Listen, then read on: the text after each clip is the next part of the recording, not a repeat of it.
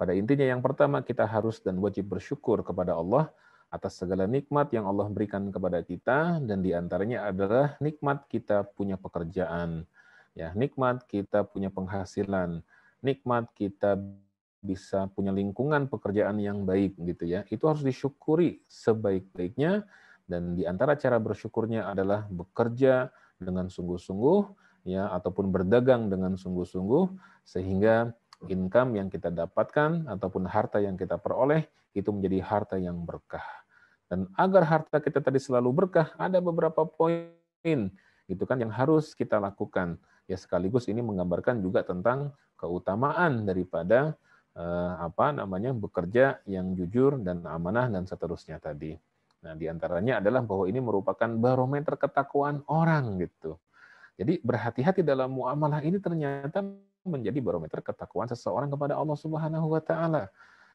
Takwa itu bukan sekedar memakai peci, bukan sekedar memakai sorban, bukan sekedar punya jenggot ya, bukan sekedar ada tanda hitam di dahinya, tetapi lebih daripada itu, bagaimana orang yang bertakwa dia bisa mengimplementasikan nilai-nilai takwanya dalam berbisnis, dalam bertijarah, dalam bermuamalah.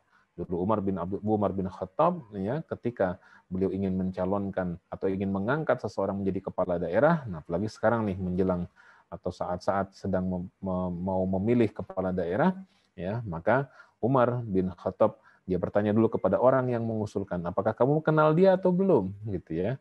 Kata orang yang mengusulkan, iya saya kenal dia, makanya saya calonkan dia. Kata Umar bin Khattab, apa kamu pernah sholat bareng dengan dia? Pernah.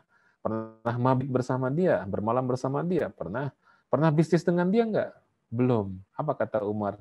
Berarti kamu belum mengenal dia. Karena kadang-kadang karakter kita sebagai manusia itu baru kelihatan siapa kita ketika ada uang, ketika ada harta, ketika ada kepentingan yang sama-sama ingin dikejar dan diraih bersama.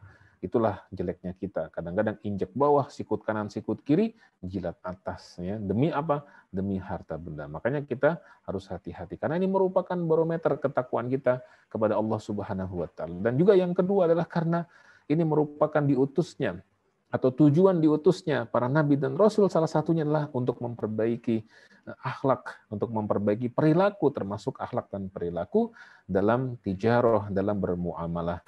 Nabi menegur keras sahabat yang kemudian dia menumpuk gandum yang di luarnya kering dan di dalamnya basah.